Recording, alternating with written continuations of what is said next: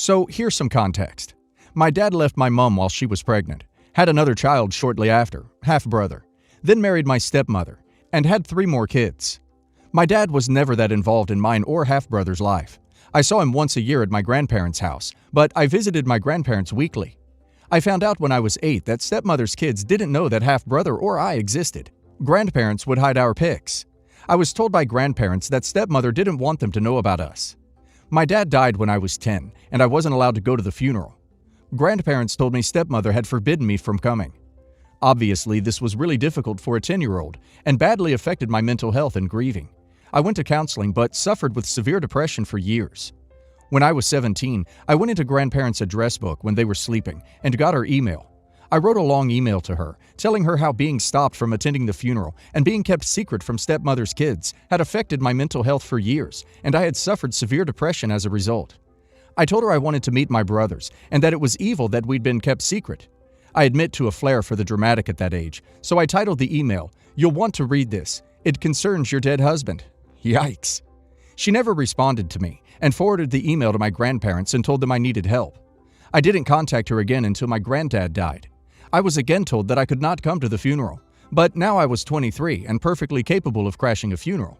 So I turned up. My grandmother left without speaking to me, which was weird. After, I approached stepmother, introduced myself, and she said she was going to visit my dad's grave. I asked her to show me where it was, because I'd never been allowed to know. She was shocked by this and said I should have known that, and that she'd never hidden me or half-brother and stopped us from attending the funerals. It was all grandmother, not sure why.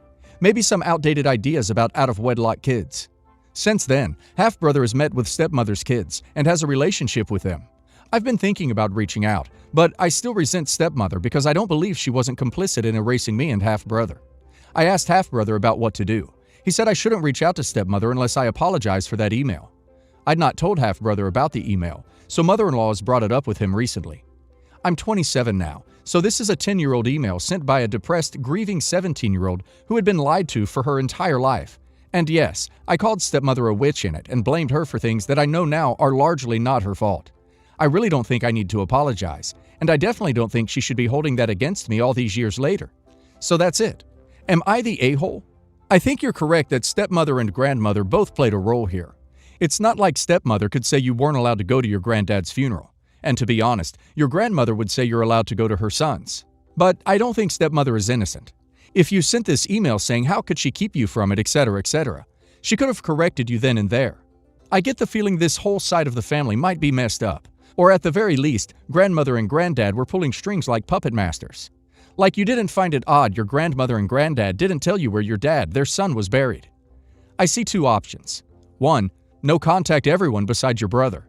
2. Have a sit-down, face-to-face with stepmother, and ask her why she never replied. You could also do it with your grandmother, but I think she's already evil. I guess that you're not the a-hole, but as far as who is the a-hole, I'm unsure. Given stepmom's shocked reaction to finding out you didn't even know where your dad's grave is, her assurance she had nothing to do with your being erased, which was actually between your grandma and sorry, but had to be your dad. It does seem that you sent an attack email to someone who didn't deserve it. As an adult who has learned what the anguished 17-year-old didn't know, an apology doesn't seem unreasonable. Not clear if stepmother is holding the email against you, so much is still hurt by your accusations, which were based on lies told to you by others. To be honest, it seems like the real villain in your tale is your grandma. My sister-in-law, 33, her boyfriend, and their 2 kids have been staying with me, 25, and my boyfriend, 27, at our place for a few weeks, since they are renovating their home. I was on the fence about it when they asked because I've been working on this huge project for work recently, and I really need to be fully focused because I am hoping to get a promotion, and having 4 people staying with us may be distracting, but they promised it would be fine. I eventually said yes because I felt bad for them and understand it's complicated to find another alternative with the kids. It was fine at first, but they got more and more comfortable. They started completely disregarding everything I had asked. I was having to clean up after everyone. They were eating things I had bought for myself. I have a lot of allergies, so my food choices are restricted. The kids broke a lamp while playing soccer in the house, and when I confronted my sister-in-law about it, she told me kids will be kids. Those are just things. I shouldn't be upset with the kids just having a good time. Last night, I lost it.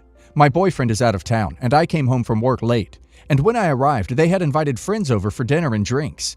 I decided to go work in my office and ask them if they could keep it down because I had a big presentation coming up and I still have a lot of work to do. I planned to talk to them about it later when we were alone.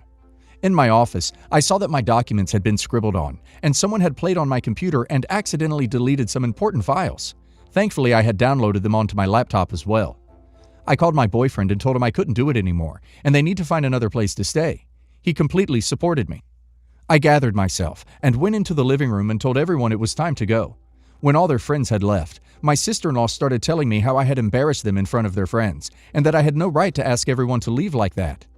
That's when I told her this is my house, and I was allowed to ask people to leave if I wanted to.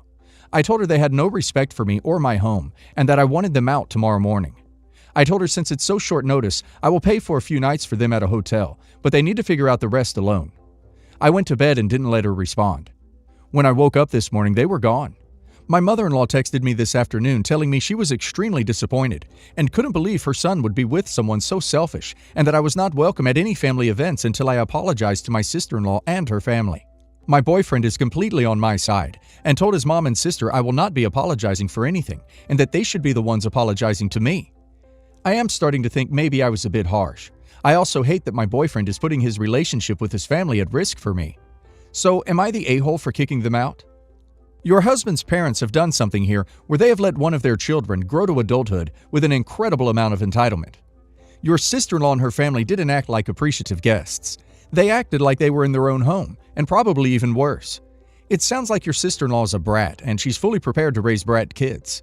If your in-laws can't accept that you were completely reasonable and accommodating up to your limits, then that says far more about their a-holishness than yours. Not the a-hole. Not the a-hole. You are not the guest here. They are. I'm curious if mother-in-law let them stay at her house, or if she was selfish and said no. If mother-in-law is so offended that you won't continue to house her little monsters and her family, then she should house them. Of all of the horrible things they did while they were there, I'm most blown away by them inviting friends over. Not only without permission, but without discussion with their host. Very definitely not the a-hole, but I'd recommend letting your boyfriend field all of these issues. He's already proven that he is up to the challenge and is willing to stand by you. My 26 female, husband, 27 male, and I have been together for 8 years. We moved away from our hometown 2 years ago after his promotion. Every week we drive 2 hours to visit our parents. We visit his on Friday night and mine on Saturday. His parents, especially his mom, 51 female, are very conservative and have always had a house rule that we cannot sleep in the same bedroom until we were married. Ever since we got married, the rule has changed to that we are not allowed to have sex under their roof, as they see it as disrespectful. While visiting, we always have a glass of wine at dinner, so driving elsewhere isn't really an option, and we almost always spend the night there and go to my parents' house for lunch the next day. The last time we visited, my husband noticed their bedside clock wasn't working, and when he tried to fix it, he noticed there was a micro SD card, and then he noticed the lens of a camera behind the display. My husband laughed it off and assumed they must have accidentally bought it, but I felt something was up. When he laughingly showed them the camera in the morning, not only were they not surprised, but his mom said that they bought it to make sure the house rules were being followed. I freaked out and confronted her about violating our privacy, and my husband was also upset by their distrust and disregard for our personal space. I refused to stay any longer, and we went straight to my parents' house. All I could think about on our drive there was about the few times we did have sex, and I'm scared it's recorded somewhere. But she hasn't said anything, so maybe the camera was a new thing. Ever since then, I refuse to go there, and my husband drops me at my parents' before going to his. So, am I the a-hole? Not the a-hole. Your mother-in-law is a controlling and terrible mother-in-law. You'd be right to never go to her house again, or go no contact. I think you need legal to check that all recordings have been deleted. What if she gets mad, or someone else in the family puts it online, or views it? It's a camera in the bedroom. Are both parents watching you get undressed, have sex? Do they have recordings of such events? I don't understand how your husband is accepting of this. Or is he in on it? Not the a-hole. Stay away. Where there is one camera, there may be more. I would be heartsick to know someone spied on me like that. The psycho-level control. Not the a-hole. I'd never go to their house again and wouldn't invite them into your home. Neutral ground such as a coffee shop or restaurant would be okay. I find it awful she doesn't even see what's wrong with it. Absolutely. Also, every week? They travel 2 hours every single weekend to visit parents? That's insane. OP, cut it back to twice a month or something. Y'all need your own time too. I live with my wife of almost 5 years and 2 of her 3 children. One of them is older and on their own. I have 2 kids from my previous marriage who live with their mom but spend a good amount of time with me since we do not live far. I'm the sole income in our household, as my wife does not work. This is not a problem with me, as I make enough for us to live comfortably. We are not loaded by any means, but we don't have money troubles. My son's mother and I have been talking about buying him a car since he just graduated high school. We're planning on pooling our money and buying him something around $15,000. When I was discussing this with my wife, she told me that by all means, buy the car for him if we want, but my stepdaughter might feel pretty upset. My stepdaughter lives with us. She is 20 and graduated high school 2 years ago. She does not have her own car, and I didn't exactly offer to buy her one when she graduated.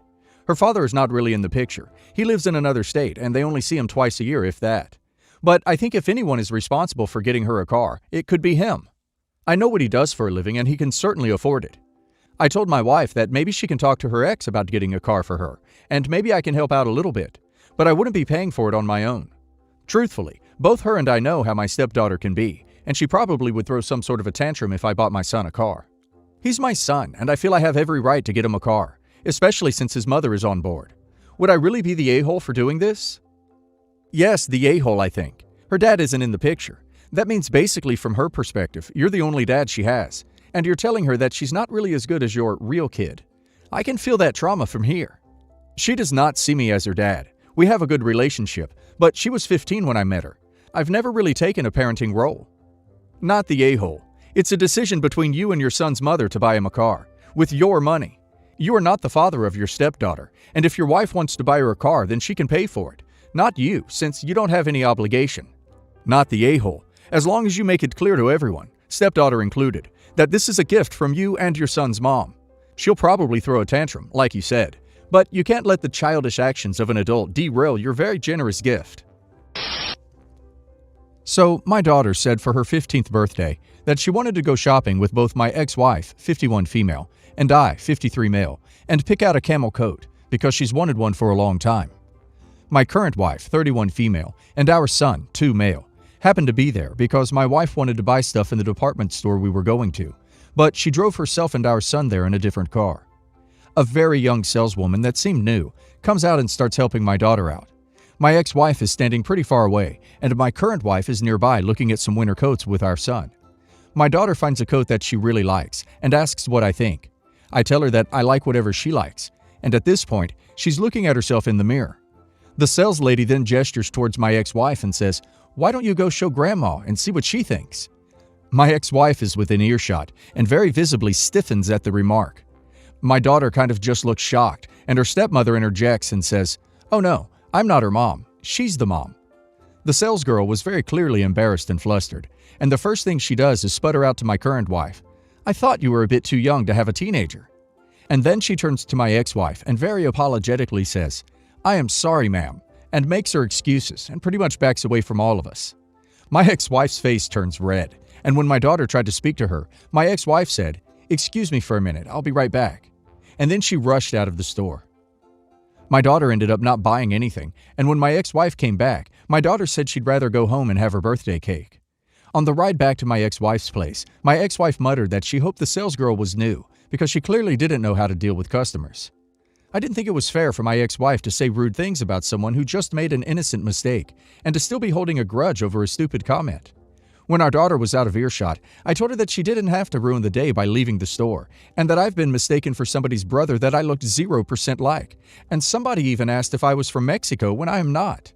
She started crying and saying that getting mistaken for Mexican when you're actually Italian or Spanish is not the same thing as being called someone's grandmother, and how dare I fault her for her reaction.